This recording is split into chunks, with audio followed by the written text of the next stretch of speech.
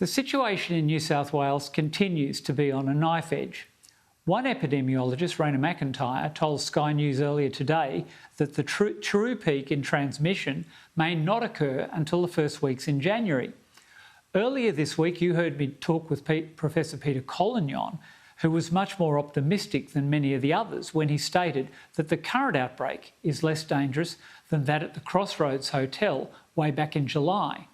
Now, I know you're all monitoring this closely because it's got implications for how you spend Christmas and whether you get a break away from home or hold a decent family gathering to celebrate. But the restrictions announced today are certainly going to make it a smaller, lonelier Christmas than many of us had hoped for.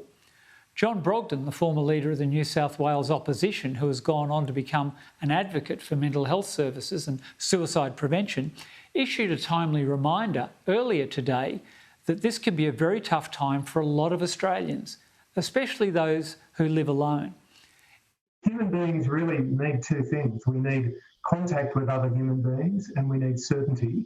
And that's been the two things that we really haven't had during COVID, during 2020. So from that perspective, it's come back again. And not only people on the northern beaches, but for people who were planning just a few days ago to fly home to Brisbane or fly in from Perth, all of that has been shattered as well. So we're talking about tens of thousands of people whose travel plans have been disrupted and hundreds of thousands on the northern beaches who may have a very different Christmas. So we're seeing continued uncertainty, and uncertainty increases people's mental illness and their risk of mental illness.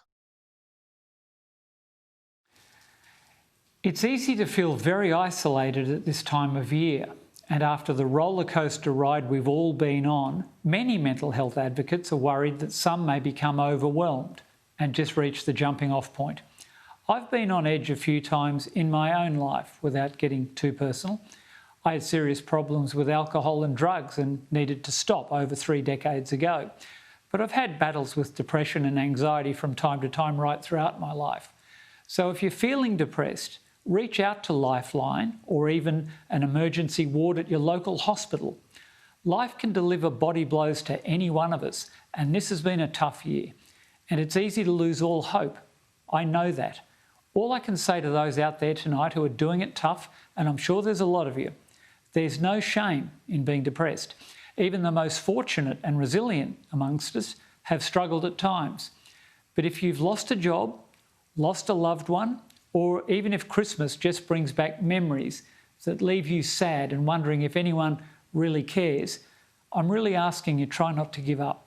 There are a lot of services available, a lot of good people there waiting to hear from you.